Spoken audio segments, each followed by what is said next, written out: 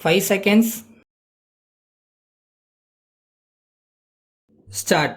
மாண்புமிகு பேரவை தலைவர் அவர்களே, மேதகு ஆளுநர் அவர்கள் ஆற்றிய பேருரைக்கு நன்றி தெரிவிக்கும் தீர்மானத்தின் மீது எனது கட்சியின் சார்பாக பேசுவதற்கு வாய்ப்பளித்த தங்களுக்கும் எங்களது சட்டமன்ற கட்சித் தலைவர் அவர்களுக்கும் முதலில் பணிவான வணக்கங்களை தெரிவித்துக் கொள்ள கடமைப்பட்டிருக்கிறேன்.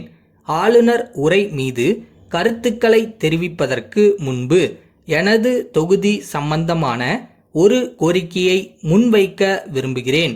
காவிரி டெல்டா மாவட்டங்களில் கடல் நீர் உட்புகுவதை தடுக்க சுமார் 1000 கோடி ரூபாய்க்கு திட்டம் ஒன்று கடந்த ஆண்டு அறிவிக்கப்பட்டபோது நாங்கள் எல்லாம் மிகுந்த மகிழ்ச்சியடைந்தோம்.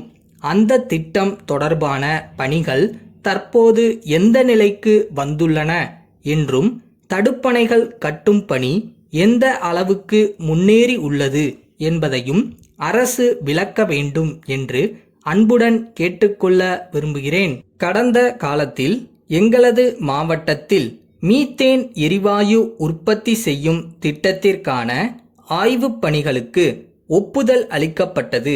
இத்திட்டத்தால் நிலத்தடி நீரும் விவசாயமும் பெருமளவு பாதிக்கப்படக்கூடும் என மக்கள் அஞ்சுவதால் இத்திட்டத்தினை நமது மாநிலத்தில் மேற்கொள்ள அனுமதிக்க கூடாது என மாநில அரசை நான் கேட்டுக்கொள்ள விரும்புகின்றேன். அடுத்து, விலையில்லா வீட்டு உபயோகப் பொருட்கள் வழங்கும் திட்டத்தில் எனது தொகுதியில் ஒரு சில பகுதிகள் விடுபட்டுள்ளன என்பதை மாண்புமிகு அமைச்சர் அவர்களுக்கு சுட்டிக்காட்ட விரும்புகிறேன். சுற்று வட்டார பகுதிகளில் உள்ள மக்களுக்கு இந்த அருமையான திட்டத்தின் பயன்கள் கிடைத்துள்ள நிலையில் என்னுடைய தொகுதியில் சில இடங்களில் கிடைக்காத நிலையில் உள்ளவர்கள் தங்களுக்கும் உடனடியாக இப்பொருள்களை பெற்றுத் தருமாறு சட்டமன்ற உறுப்பினர் என்ற முறையில் என்னை வற்புறுத்தி வருகின்றனர். எனவே மாண்புமிகு அமைச்சர் அவர்கள் இதனை கருத்தில் கொண்டு விடுபட்ட பகுதிகளுக்கு உடனடியாக திட்ட பயன்கள் கிடைக்கச் செய்யுமாறு அன்புடன் கேட்டுக்கொள்கிறேன். அடுத்ததாக, புதிய குடும்ப அட்டைகள் வேண்டி விண்ணப்பித்து பலர் காத்திருக்கிறார்கள். அவர்களுக்கெல்லாம் உடனடியாக குடும்ப அட்டைகள் கிடைப்பதற்கு அரசு நடவடிக்கை எடுக்க வேண்டுமென்று கேட்டுக்கொள்கிறேன். அடுத்து, வருகிற மழைக்காலத்தில் கொசுக்கள் பெருகி டெங்கு உள்ளிட்ட காய்ச்சல்கள் அதிகரிக்க வாய்ப்புள்ளது என்பதை நான் சுட்டிக்காட்ட விரும்புகிறேன். இதனால் மக்கள் பாதிக்காமல் இருக்க மக்கள் நல்வாழ்வுத்துறை முன்னெச்சரிக்கை நடவடிக்கை மேற்கொள்ள வேண்டுமென்று கேட்டுக்கொள்ள விரும்புகிறேன். டெங்கு காய்ச்சலை கண்டறியும் வசதிகளை அனைத்து ஆரம்ப சுகாதார நிலையங்களிலும் ஏற்படுத்தி தர வேண்டுமென்று கேட்டுக்கொள்கிறேன்.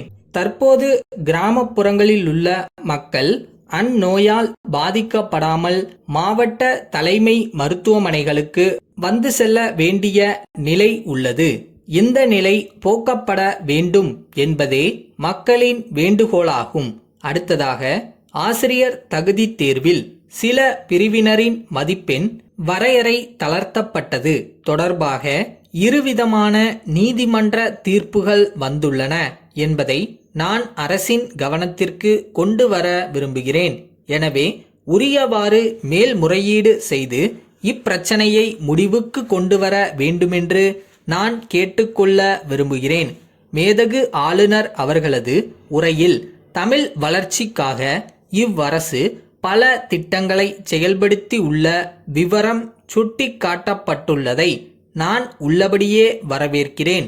இந்த ஆண்டு தமிழ் அறிஞர்களாக புதியதாக விருதுகள் அறிமுகப்படுத்தப்பட்டுள்ளதையும் கணினி தமிழின் வளர்ச்சிக்காக எடுக்கப்பட்டுள்ள முயற்சிகளையும் எங்கள் இயக்கத்தின் சார்பாக நான் மனமாற வரவேற்கிறேன்.